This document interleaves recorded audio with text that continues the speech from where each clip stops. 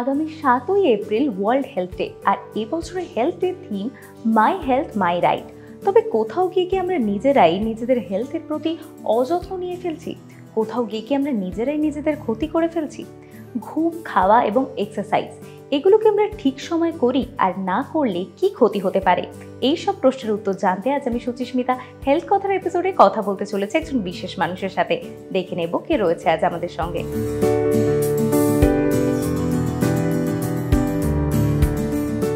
আজ আমাদের সঙ্গে রয়েছে আমাদের স্পেশাল গেস্ট, ক্লিনিক্যাল নিউট্রিশনিস্ট এবং ডায়াবেটিক এডুকেটর ডক্টর অরিত্র খান।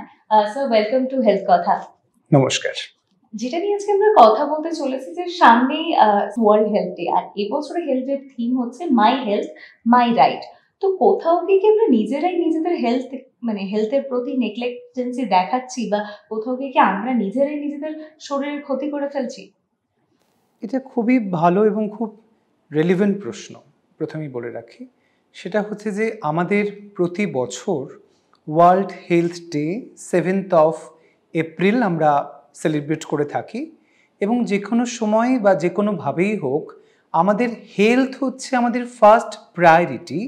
সেই জায়গাটা আমাদের মাথায় রাখতে গেলে আমাদের অবশ্যই যেটা এবারের থিম যেটা আমাদের আছে সেটাকে মাথায় রেখে চলতে হবে। এবং সেই জায়গাতে আমার মনে হয় যে আমি হচ্ছি আমার হেলথের একজন সর্বশ্রেষ্ঠ বিচারক। অর্থাৎ আমাকে অনেক মানুষ, অনেক ডাক্তারবাবু, অনেক ক্লিনিক্যাল ডায়েটিশিয়ান অনেক কিছু পরামর্শ দিতে পারেন, কিন্তু আমার যদি সেই উইল পাওয়ারটা না থাকে, আমার মধ্যে সেই যদি মোটিভেশনটা না থাকে, আমাকে হয়তো ওষুধ লিখে দেওয়া হলো, আমাকে হয়তো ডায়েট প্রেসক্রিপশন করে দেওয়া হলো, কিন্তু আমি সেটাকে অ্যাডহিয়ার করলাম না, বা আমি সেই কমপ্লায়েন্সে রইলাম না, তাহলে তো কখনোই আমার সেই ট্রিটমেন্টটা ঠিকঠাক করে হবে না। সেই ট্রিটমেন্টটা কোনো জায়গাতে গিয়ে একটা ডিসরাপ্টেড হয়ে যাবে, ডিউ টু যে আমরা ওই যে কথাগুলো ডাক্তারবাবুরা বলেছেন সেই কথাটা আমরা শুনে চলছি না। সুতরাং এই জায়গাতে মাই হেলথ মাই রাইট, মানে আমার হেলথ নিয়ে আমার কনসার্ন হওয়াটা সবচেয়ে বেশি গুরুত্বপূর্ণ আজকের দিনে এসে। তো সেই জায়গাতেই আমি কখনো আমার হেলথকে নেগলেক্ট করব না, এটাকে একদম প্রথম চাবিকাঠি ধরে রাখতে হবে। আর আমাদের মতো ডাক্তারবাবুদের একটা প্রথম জায়গা থাকবে যে patient is our first priority, অর্থাৎ রোগী আমাদের প্রথম প্রায়োরিটি হবে। এবং সেই জায়গা থেকে তার যে হেলথের সমস্যা এবং তার যে কোনো রকমের সমস্যাকে কিভাবে আমরা বিং আ ক্লিনিক্যাল ডায়েটিশিয়ানস কিভাবে মেডিকেল ডায়েট দিয়ে ম্যানেজ করতে পারি, থেরাপিউটিক ডায়েট দিয়ে ম্যানেজ করতে পারি, সেটাই হবে আমার মূল লক্ষ্য। এখনকার দিনে আমাদের যে ফুড হ্যাবিটস থাকে তার মধ্যে কিন্তু সবচেয়ে বেশি যেটা ঘাটতি হয় সেটা হচ্ছে নিউট্রিশনের। তো সেটা কতটা ক্ষতি করে, বা নিউট্রিশন থাকাটা কতটা প্রয়োজনীয়? একটা কথা আমাদের সবসময় মনে রাখতে হবে যে পুষ্টি আর পরিপোষক, অর্থাৎ নিউট্রিশন এবং নিউট্রিয়েন্টস, এই দুটোই হচ্ছে ভীষণ ইম্পর্ট্যান্ট। অর্থাৎ পরিপোষক বলতে আমরা কি বুঝি? আমরা যে কার্বোহাইড্রেট খাচ্ছি, প্রোটিন খাচ্ছি, ফ্যাট খাচ্ছি, ভিটামিন খাচ্ছি, মিনারেল খাচ্ছি, অ্যান্টিঅক্সিডেন্টস, ডায়েটারি ফাইবার, অনেক রকম নিউট্রিয়েন্টসগুলো আছে, কিন্তু সেগুলোকে আমরা ব্যবহার করব কি করে? কতটা আমরা কীরকম রেশিওতে খাবার দাবারগুলো খাবো, কোন সময় কোন খাবারটা খেলে আমার সুবিধা হবে, আমি কখন ডিনার করতে পারি, আমি কখন ব্রেকফাস্ট করতে পারি, আমি কখন লাঞ্চ করতে পারি, এর যে একটা আউটলাইন, একটা অপটিমাম একটা প্যাটার্ন টাইপের হবে, সেটা আমাকে কে ঠিক করে দেবেন? সেটা আমাকে ঠিক করে দেবেন যিনি একজন ক্লিনিক্যাল ডায়েটিশিয়ান বা ক্লিনিক্যাল নিউট্রিশনিস্ট।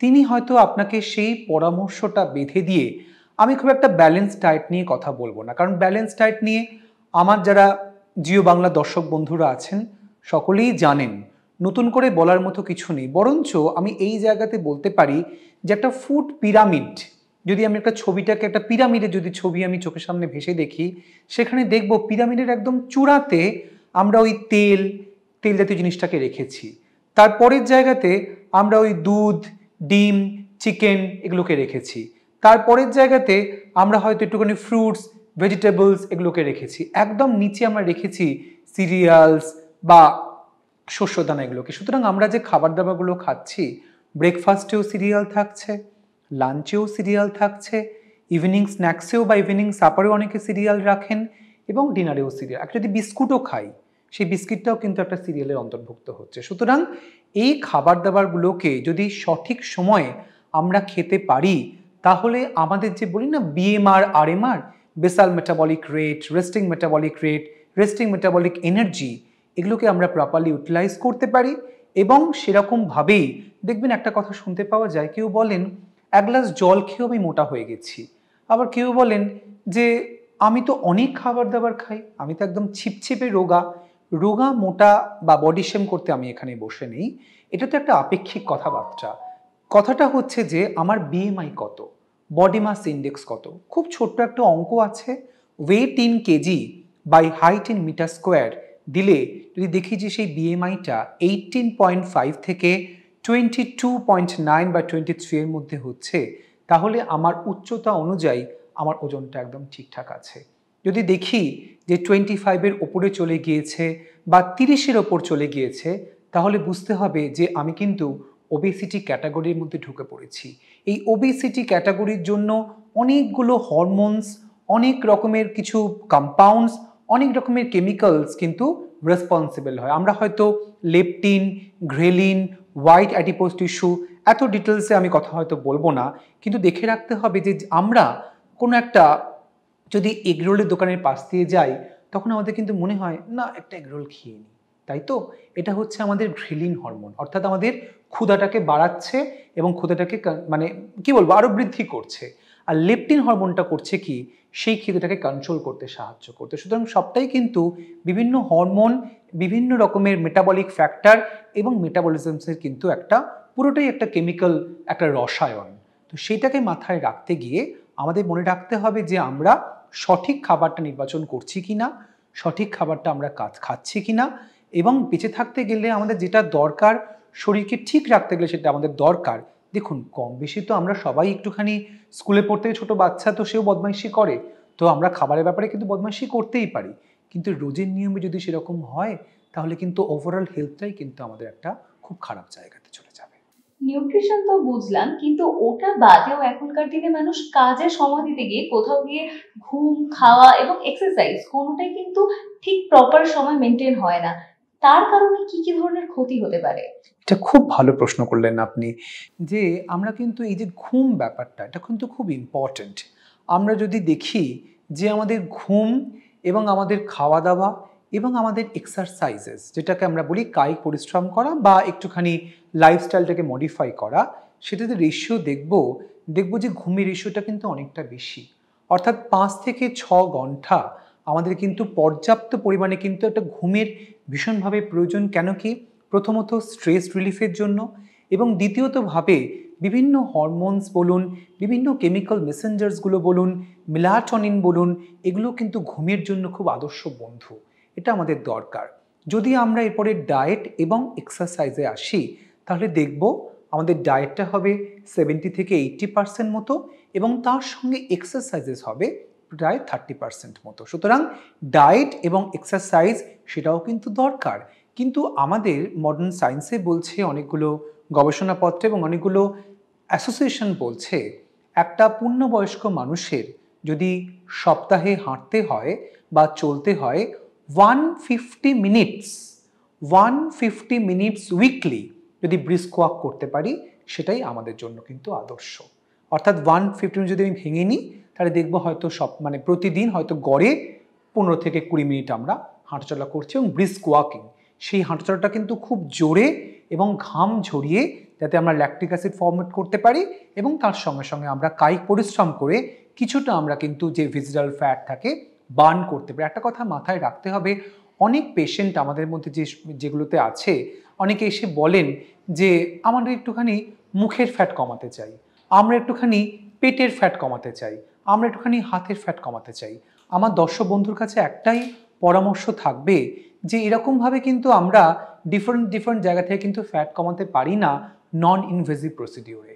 আমার শরীরের ফ্যাটটা কিন্তু ক্রমান্বয়ে গিয়ে তার ওজন কমার সঙ্গে সঙ্গে সেগুলো কিন্তু কমতে শুরু করবে। কিন্তু আমি চাইলেই যে এক্ষুনি করে ফেলতে পারবো, দেখবেন আজকাল অনেক জায়গাতে বিভিন্ন কোয়াকের অ্যাডভার্টাইজমেন্টও আমি দেখি, 10 দিনে 10 কেজি কমাও, 20 দিনে 20 কেজি কমাও। এগুলো কিন্তু অ্যাবসোলিউটলি নন সায়েন্টিফিক এবং ভীষণভাবে মিথ। অর্থাৎ আমার ওয়েট কমানো, ওয়েট বাড়ানো সবগুলোর সঙ্গে এই যে একটু আগে আপনি বললেন নিউট্রিয়েন্টস অর্থাৎ ভিটামিনস, মিনারেলস এবং তার সঙ্গে সঙ্গে আনুষঙ্গিক সমস্ত পুষ্টিগুলো, পরিপোষকগুলো কিন্তু ইম্পর্ট্যান্ট। 10 দিনে 10 কেজি ওয়েট কমাতে গিয়ে আমার হিমোগ্লোবিন কমে গেল, আয়রন কমে গেল, পটাশিয়াম কমে গেল, সোডিয়াম কমে গেল, আমি কোমায় চলে যেতে পারি। তো সেই জায়গায় মাথায় রেখে ঠিক সময় ঠিক খাবারটা আপনি নির্বাচন করবেন কে? Clinical dietician. যেটা আপনি বললেন যে আমাদের 30% এক্সারসাইজের প্রয়োজন, তো অনেক ক্ষেত্রে আমরা দেখতে পাই যে অনেকেই আছে যারা নিজেদের ফিট রাখতে এক্সারসাইজ করেন, কিন্তু Right. সময় না পাওয়ার কারণে তারা যখন তখন এক্সারসাইজ করে ফেলে। তো এক্সারসাইজ কি যখন তখন করাটা মানে ভালো, নাকি তাদেরকে কোনো নির্দিষ্ট সময় বেছে এক্সারসাইজ করা উচিত? মানে ঘুমানোর বা খাওয়ার কতক্ষণ আগে বা পরে গ্যাপ রেখেই আমাদের এক্সারসাইজটা করা উচিত? একটা খুব ভালো আমাদের সংজ্ঞা আছে যাকে বলি আমরা ক্রোনো নিউট্রিশন। এই ক্রোনো নিউট্রিশনটা হচ্ছে একটা বায়োলজিক্যাল ক্লক অনুযায়ী, অর্থাৎ বায়োলজিক্যাল ক্লক আমরা তো দিন মানে হওয়া, রাত্রি হওয়া, সূর্য ওঠা, সূর্য অস্ত দেওয়া সবগুলোর উপরে আমরা নির্ভর করে চলি।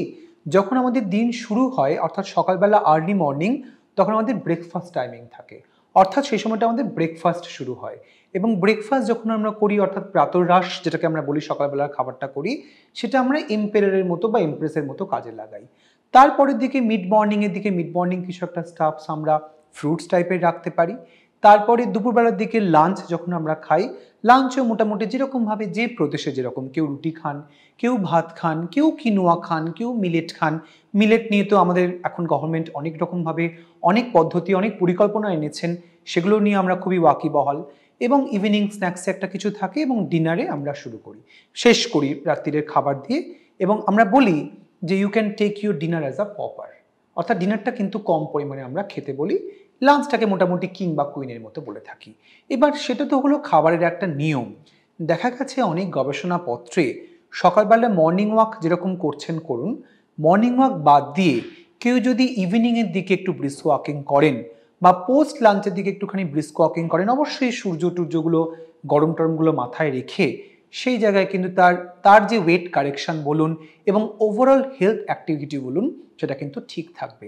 আমি যখন তখন এক্সারসাইজেস করে নিলাম, যখন তখন যেরকমভাবে খাবার খেয়ে নিলাম, তাহলে কি হবে, আমাদের যে হোমিওস্ট্যাসিস, শরীরের যে বায়োলজিক্যাল প্রসেসগুলো, সেগুলো হ্যাম্পার করতে শুরু করবে। তার ফলে কি হবে, আমাদের যে আইডিয়াল নিউট্রিয়েন্টসের যে অ্যাবজর্পশন, খেলেই তো সেটা অ্যাবজর্পশন করলো না, তার অ্যাবজর্পশন হয়, তার মেটাবলিজম হয়, তো সেগুলো তো ঠিকঠাক করে সেই প্রক্রিয়াগুলো হতে হবে, সেগুলো কিন্তু হ্যাম্পার করবে। সুতরাং একটা নির্দিষ্ট সময় আপনারা বেঁধে নিন যে এই সময় আমি এক্সারসাইজেস করব বা হাঁটাচলা করব।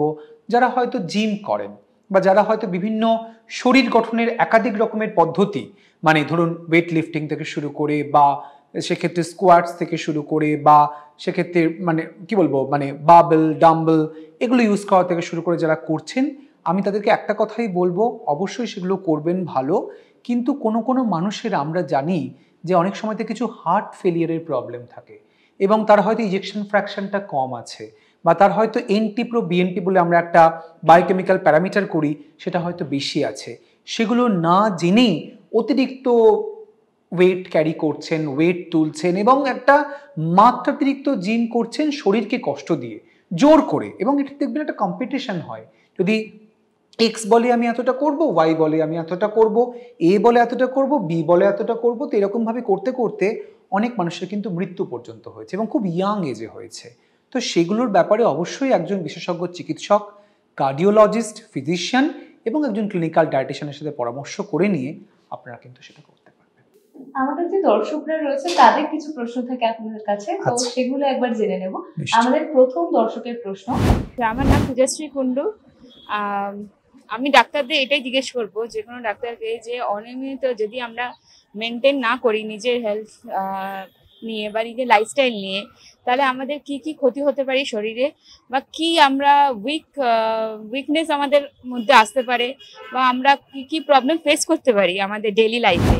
অনিয়মিত মানে যেটা অনিয়মিত ভাবে যদি আমি ঘুমোতে যাই, অর্থাৎ কি হয়, আমাদের শরীরের ঘুমের সাথে কিন্তু আমাদের যে স্ট্রেস কন্ট্রোল, মেলাটনিন এগুলো ওতপ্রোতভাবে জড়িত। অর্থাৎ আমি দেখলাম যে আমার ঘুমটা হলোই না, আমি 2 ঘন্টাও ঠিকঠাক করে ঘুমোতে পারছি না, তাহলে আমার সারাদিনের যে অ্যাক্টিভিটিগুলো আছে সেগুলো কিন্তু আমি ঠিক করে পালন করতে পারবো না, অ্যাডহিয়ার করতে পারবো না, নাম্বার 1। নাম্বার 2, যারা নাইট শিফট ওয়ার্ক করে, অনেক জায়গাতে অনেক কর্পোরেটসগুলো আছে, হসপিটালস আমাদের মতো জায়গাতে আছে, যারা ইমার্জেন্সিতে কাজকর্ম করেন, নাইটে কাজকর্ম করতে হয়, নাইট শিফটে থাকে, সেই জায়গায় ডায়েটের প্যাটার্নটা একটু চেঞ্জ হয়। যদি আমি নাইট শিফটেও কাজ করছি তাহলে আমার ডিনারটা কিন্তু বেশ ভালো হেভি হবে, এবং আমি একটা ওভারনাইট বা মিড নাইট একটা কিছু হালকা ফুলকা একটা স্ন্যাক্স রাখতে পারি। কিন্তু আমি যখন সকালবেলা বাড়িতে ফিরে এসে ঘুমোতে যাব তখন যে আমার ব্রেকফাস্টটা হবে সেটা কিন্তু লাইট হবে, ঠিক আছে? এবং কেউ যদি মনে করেন যে না আমি সকালবেলা এক্সারসাইজ করবো না, বিকালবেলা এক্সারসাইজ করবো, তিনি করতে পারেন। কিন্তু যে প্রশ্নটা আপনি করেছেন বা আপনারা করেছেন, আমি যদি অ্যাব্রাপ্টলি ভাবে এইরকমভাবে যখন তখন এক্সারসাইজ করি, আমার যদি ঘুম হচ্ছে না, এরকম ধরনের সমস্যাগুলো হয়, তাহলে একটা স্লিপ অ্যাপনিয়া হতে পারে, অবস্ট্রাকটিভ স্লিপ অ্যাপনিয়া হতে পারে, আমার একটা শরীরের মধ্যে মেটাবলিক ফ্যাক্টরসগুলো, বায়োকেমিক্যাল প্যারামিটার্সগুলো চেঞ্জ হতে পারে, আমার থাইরয়েডের সমস্যা হতে পারে, অনেক রকমের কিন্তু মানে এটা এক কথায় বলাটা খুবই ডিফিকাল্ট, অনেক রকমের কিন্তু আমার বায়োকেমিক্যাল যে প্যারামিটার্সগুলো আছে সেগুলো হ্যাম্পার করতে পারে। সুতরাং অবশ্যই একটা টাইম নির্দিষ্ট করে, আমি তো জানি যে আজকের দিনে আমার রুটিনটা কী হবে, তো সেই জায়গাটা আমি মাথায় রেখে একজন বিশেষজ্ঞের সঙ্গে পরামর্শ করে নিয়ে যদি আপনার একটুখানি এক্সারসাইজেস প্যাটার্ন এবং আপনার ক্লিনিক্যাল ডায়েটারি একটা প্রপার প্রেসক্রিপশন, এবং যদি আমার কোনো পার্টিকুলার অসুখ থেকে থাকে, আমার ডায়াবেটিস হতে পারে, আমার হাইপারটেনশন হতে পারে, আমার কার্ডিওলজিক্যাল সমস্যা হতে পারে, আমার ইউরিক অ্যাসিডের সমস্যা হতে পারে, কী ওষুধ খাবো, কখন খাবো, সেটা কিন্তু জেনে নেওয়াটা খুবই দরকার। একটা কথা মাথায় রাখতে হবে, ওষুধের সাথে খাবারের কিন্তু অনেক রিয়াকশনস হয়। আমি যেরকম ইচ্ছে মতো, আমার যদি মনে হয় এই ওষুধটা আমার সকালবেলা ব্রেকফাস্টের খাবার কথা, আমি ভুলে গেছি, আমি যে কোনো সময় একটু খেয়ে নিলাম ওষুধটা, আমরা তো এরকম করতে পারি না। ঠিক সেরকমভাবেই ডায়েট এবং এক্সারসাইজেস, সেটাও কিন্তু আমরা মানে যা ইচ্ছে তাই হয়তো করতে পারি, নিজের মতো করে মডুলেট করে, কিন্তু যাচ্ছে তাই করতে পারি না। আমরা দ্বিতীয় দর্শকের প্রশ্নটা জেনে নেব। আমাদের দ্বিতীয় দর্শকের প্রশ্ন, নমস্কার, আমি অথিনা রয়। সকালবেলা কি খালি পেটে জিম করলে কিছু অসুবিধা হয়? সকালবেলা ঘুম থেকে উঠে খালি পেটে জিম করাটা যেরকমভাবে উচিত নয়, ঠিক সেরকমভাবেই যারা ডায়াবেটিস মেলাইটাস, টাইপ 2 ডায়াবেটিস মেলাইটাসের সমস্যায় ভুগছেন, তারা মুখে একাধিক ওষুধ খাচ্ছেন যেগুলো ওরাল হাইপোগ্লাইসেমিক ড্রাগ বা ওরাল হাইপোগ্লাইসেমিক মেডিকেশনস, বা কেউ হয়তো ইনসুলিন নিচ্ছেন, যদি সকালবেলা ঘুম থেকে উঠে আমি হাঁটতে চলে যাই, আমার কিন্তু কোনো রকমের গ্লুকোজ থাকবে না শরীরের মধ্যে। আর যদি কোনো রকম শরীরের মধ্যে গ্লুকোজ না থাকে, আমার ব্রেন অর্থাৎ আমার মস্তিষ্ক শুধুমাত্র কিন্তু গ্লুকোজকে চায়। যদি মস্তিষ্কর ক্ষেত্রে গ্লুকোজ না থাকে, তাহলে লিভার থেকে তৈরি হওয়া কিটোন বডিজ সেটা কিন্তু ব্লাড ব্রেন ব্যারিয়ার ক্রস করে গিয়ে আমাদের ব্রেনে চলে যাবে, এবং সেখানে কিন্তু একটা অ্যাসিডিটি ফর্ম করবে, এবং যেটা আমার থাকার জায়গা নয়। আমি যদি সমুদ্র জলের মাছকে পুকুরের জলে রাখি, কী হবে? মাছটা মরে যাবে। আমি যদি পুকুরের জলের কোনো মাছকে সমুদ্র জলে গিয়ে রাখি, কী হবে? মাছটা মরে যাবে। আমার ব্রেনে যেখানে গ্লুকোজ পাওয়ার কথা, সেখানে ব্রেন গ্লুকোজ না পেয়ে যদি কিটোন বডিজ পায়, কী হবে? ডায়াবেটিক কোমা হয়ে যাবে, বা একটা সাধারণ মানুষ কিন্তু কোমায় চলে যেতে পারে। সুতরাং হাইপোগ্লাইসেমিয়া, হাইপোটেনশন, সিনকোপ, অজ্ঞান হয়ে যাওয়া, এগুলো কিন্তু একাধিক সমস্যা ডেকে আনতে পারে। জিম করতে গেলে হালকা ফুলকা ডায়েট করে, কিছু খাবার খেয়ে, দরকার হলে বিস্কিট বা আমন্ড বা ছোলা ভেজানো বা একটু কার্বোহাইড্রেটস বা একটু প্রোটিন কিছু খেয়ে তারপর জিমে যান। মনে রাখতে হবে, গরম তো পড়েছে প্রচণ্ড, ফ্লুইড ব্যালেন্সটা ঠিকঠাক বজায় থাকে। একজন পূর্ণবয়স্ক মানুষ মোটামুটি তার শরীরের যে বডি ওয়েট অর্থাৎ ওজন, তার সঙ্গে 30 গুণ করে যতটা জল হবে ততটা জলই খাওয়ার দরকার। আমি এসিতে আছি বলে আমার জলের প্রয়োজন নেই, এটা ভাবাটা কিন্তু একদম বোকামো। কারণ আমি যখন এসিতে থাকছি বা এয়ার কন্ডিশনে থাকছি, সেখানে কিন্তু আমার শরীর থেকে ইনসেন্সিবল একটা পার্সপিরেশন হচ্ছে। সুতরাং প্রতিটা সময় আমি 1 ঘন্টা অন্তর অন্তর 250 ml করে জল আমার তেষ্টা না পেলেও কিন্তু আমাকে খেতে হবে। মনে রাখতে হবে, শরীরের অনেকটাই কিন্তু আমাদের ময়েশ্চার বা জল থাকে, যেটা কিন্তু শরীরের একাধিক কাজে লাগে। সুতরাং সব কিছু মাথায় রেখে গরমে সুস্থ থাকুন, ভালো থাকুন। ওআরএস সরকারের তৈরি করা, WHO তৈরি করা 1 লিটার জলে 4 চামচ চিনি, 1 চিমটে নুন দিয়ে জলে গুলে নিয়ে যান। মাত্রাতিরিক্ত গ্লুকোজ, গ্লুকোজ পাউডার, অতিরিক্ত মিষ্টি, অতিরিক্ত চিনি এগুলো খাওয়া বন্ধ করুন, এবং তার সঙ্গে সঙ্গে যে খাবারটা খাবেন চট করে সেই খাবারটা খাওয়ার চেষ্টা করুন। কাটা ফল, রাস্তায় কেটে রাখা কোনো সবজি বা কেটে রাখা কোনো সামগ্রী না খাওয়াটাই ভালো। Thank you so much doctor. এরকমই আমাদের হেলথ কথার নতুন নতুন এপিসোডে এরকম আরও অনেক ধরনের তথ্য জানতে প্রত্যেক বুধবার এবং শুক্রবার ঠিক সন্ধ্যে 6টায় নজর রাখতে হবে জিও বাংলার পর্দায়। ধন্যবাদ।